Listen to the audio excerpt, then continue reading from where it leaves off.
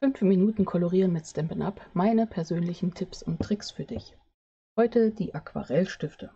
Und heute gibt es keine Aquarellmalerei, aber noch eine schöne Idee, die ich letztens gesehen habe. Die zeige ich dir heute. Und ich zeige dir, wie wir embossen.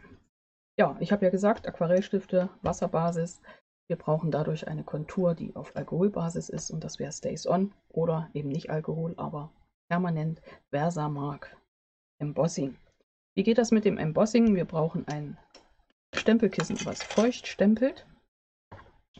Und dann brauchen wir kleine Farbpigmente, Pulver. Das sind eigentlich keine Farbpigmente, sondern es ist ein Pulver, was dann eingebrannt wird. So, ich nehme einen Stempel, nehme also hier dieses Versamark Stempelkissen und stempel den Stempel, heißt ja Stempel, hier aufs Papier. Vorher, mal zeigen, hier habe ich von Hanneke gekriegt, mein kleiner Embossing Buddy war das früher, und hier, ich habe mal einen gekriegt, da wird einfach praktisch die Fläche fettfrei gemacht. Ne?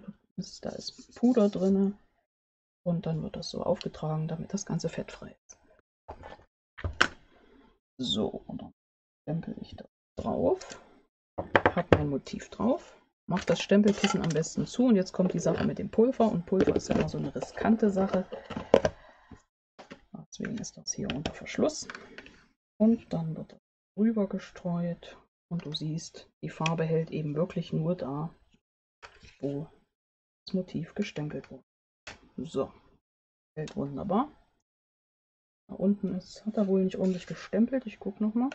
Ja, da fehlt eine kleine Ecke vom Stempelmotiv, ist aber nicht so schlimm.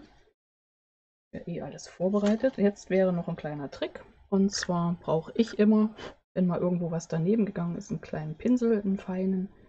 Und dann kann ich diese kleinen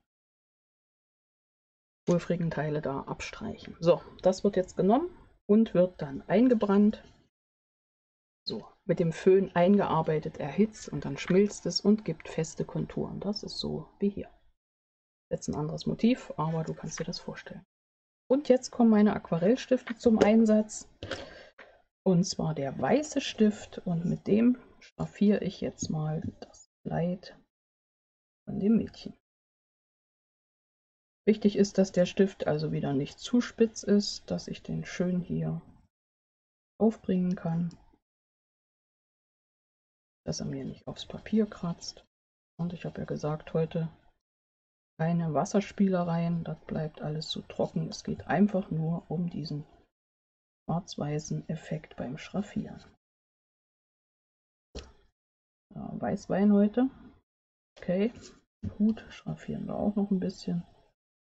Und ich finde, das gibt einen ziemlich coolen, hellen Effekt. Und wem das noch nicht reicht, der trägt dann einfach nochmal auf und kann die Farbe noch intensiver werden lassen. Und da können wir hier so eine schöne schwarz-weiße Malerei aufbringen. Und das machen wir. Schön schraffiert. Und ich zeige das gleich mal hoch, weil im Moment siehst du vielleicht noch gar nicht so viel.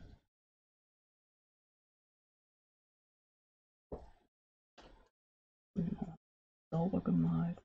Noch ein bisschen. Jo, ich finde es eine witzige Idee. Gesagt, letztens gesehen.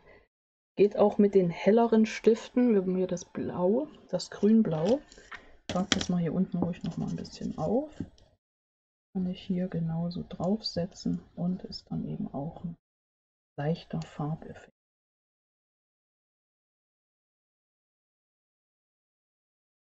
Ja, witzige Idee, finde ich. Und durchaus zeigenswert. Ja, was könnten wir machen? Wir könnten da oben noch ein bisschen Wolke. Warum nicht, ne?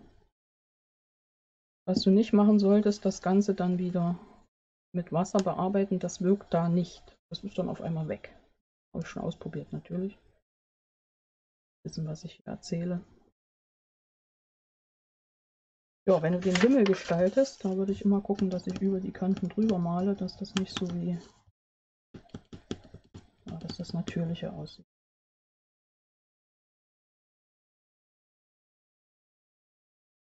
Ja, hast du Fragen? Möchtest du noch mehr sehen zu den Aquarellstiften? Einfach unten in der Beschreibung, in den Kommentaren die Fragen loswerden. Ich schaue, was ich beantworten. Ja, das war eine dritte Idee zu den Aquarellstiften. das. Dann haben wir das etwas trockenere gemalt und das feuchtnasse gemalt. Ja, mal schauen, was es als nächstes gibt. 5 Minuten kolorieren mit Stampin' Up, meine Tipps und Tricks. Ich habe ja noch ein paar Ideen in meinem kleinen Büchlein. Ja, hier geht es weiter mit noch mehr Anleitungen und Tipps, also bleib dran und sei gespannt. Bis gleich in einem meiner nächsten Videos. Ich freue mich auf dich, deine Angela von der Stempelfamilie.